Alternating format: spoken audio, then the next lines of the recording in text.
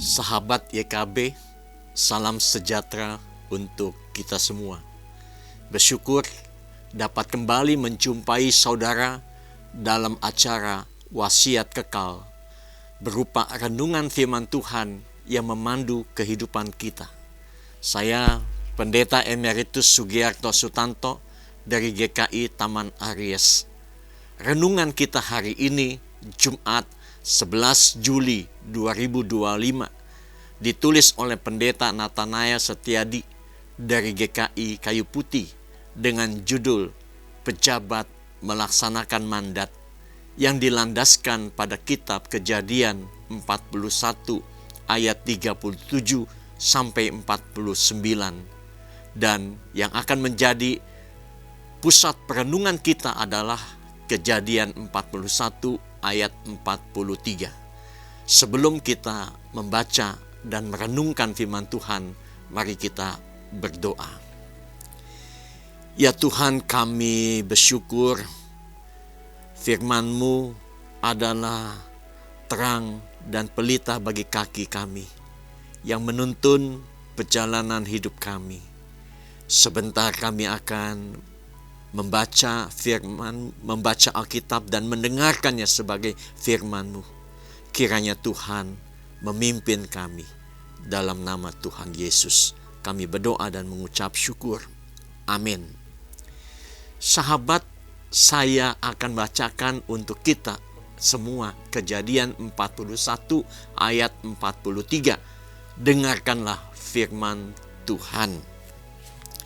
Fir'aun menyuruh menaikkan Yusuf ke dalam keretanya yang kedua, dan berserulah orang di hadapan Yusuf, "Hormat!"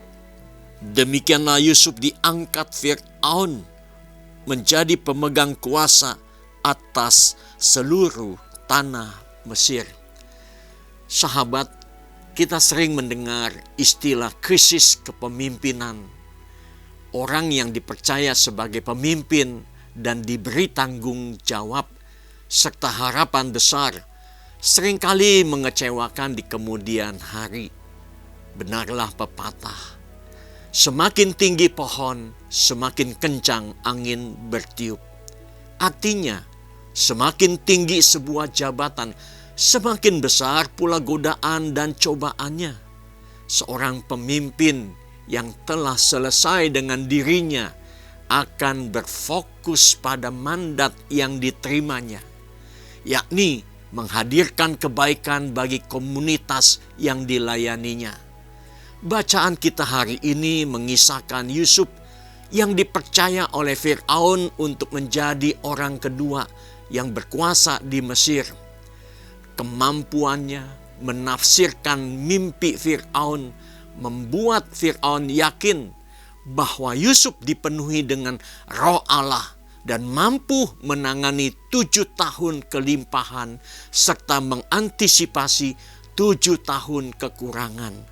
Yusuf membuktikan bahwa jabatan yang diberikan dan mandat yang dipercayakan padanya dilaksanakan dengan penuh tanggung jawab, sehingga Mesir dan bangsa-bangsa di sekitarnya dapat bertahan menghadapi masa kesukaran.